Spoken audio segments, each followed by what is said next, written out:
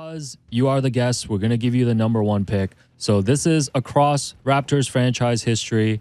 People that just have been a villain, a nemesis to the Raptors over time. Maybe it's just one specific season, one specific play, however you want to go with. What is your first pick, V?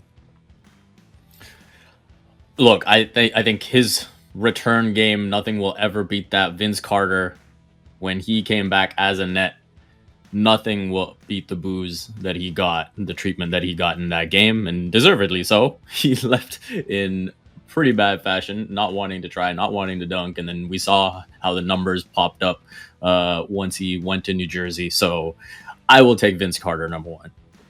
By the way, I'm just going to interject because I know Alex is going to say something here. I've never seen Alex look up stats in my life, but right now he's got Vince Carter's entire career game logs right now. Alex, what are you going to say? Because I know you're passionate about this subject. No, you were there at that time. I just want to read out the stats of Vince's last few months in Toronto during the 2004-2005 season. In 20 games, he averaged 15.9 points, 3.3 rebounds, and 3.1 assists. And then in the 57 games that season after he was traded to New Jersey, 27.5 points, 5.9 rebounds, 4.7 assists. So that's just to back up the fact I thought, didn't he have an ankle injury, though? Wasn't that the reason, Alex? Anyways, the number 2 pick belongs to Will Lou. Will Lou, who is your first all-time Raptors villain? You know what? You guys are going to be surprised by this one, and I might be overdrafting here. The entire TNT Bulls. I like that. I don't know how to say this other than the Raptors lost to the Bulls in a period where I think it was 12 straight games they lost.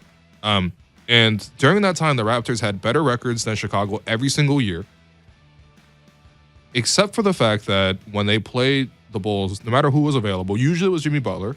Jimmy Butler broke one of Michael Jordan's records for most points and a half, scored 40, I think. Raptors lost in overtime. You got Robin Lopez fighting Serge Ibaka, right? One of Serge's top 5 fights. Top 5 is not 5.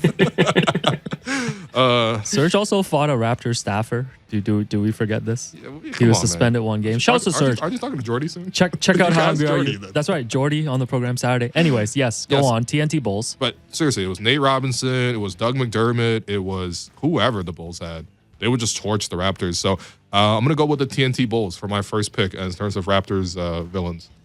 Love that. So my first pick, I'm going to go with Lawrence Frank because very good. I like that. He spent the entire 2019 season as the Raptors were trying to make their championship push and eventually did raise the banner at Scotiabank Arena, hanging out at the arena. Did you ever see Lawrence Frank in person? So that season was still at a time where I had to get like game passes instead of like the season pass.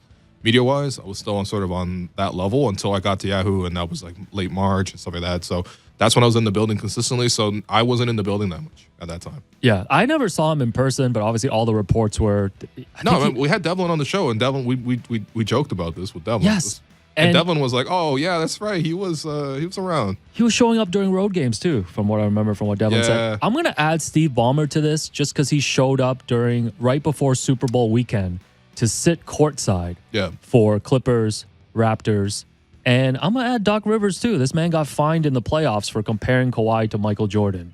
So they were just doing a full court press on Kawhi. But my first pick is Lawrence Frank. Very good. Second round, Vivek, who is your next all-time Raptor villain?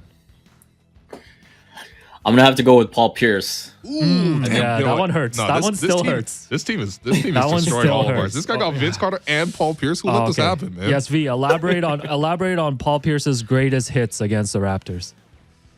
I mean, come on. You think about all those games. Yeah, you're right. With the, it's a lot though. You want me to exactly? Go ahead. Go say all those games with the Celtics. You think about that Wizards series. I mean, you would think at this point he is washed up and done with, but he comes out and he's bringing out the brooms on the Raptors. He's posting on social media, him on the throne, King of the North. And you also forgot before the start of that series, he did a sit-down interview with ESPN. And said the Raptors don't have it. The Raptors don't have it. And he was right. He was right. Yeah. And he was still playing like he had it. That was the worst part. Man. Like, the fact that he was the one that was putting away the Raptors in these fourth quarters, that was the worst part of it. That's and then tough. You could talk about the Brooklyn series, too. Yeah. Right? Yeah. The start of that We the North era, where him and KG get it done in Game 7, and he's blocking Kyle Lowry at the buzzer. I mean, geez, I might have had to draft him number 1, but I'll take it. No, this is great. I mean, Vince is definitely the number 1 answer. Like, there's not even a contention for this, really. But Vince is definitely the number 1 pick. But Paul Pierce is a very good pick. Look, I'm gonna have to go and just take the obvious one here. I can't believe he's fallen this far. LeBron James, Mr. LeBronto himself. I mean, let's be real here. Not even just talking about the 3 straight years that the Raptors got bounced. Not even talking about the fact that 2 of those years he swept them.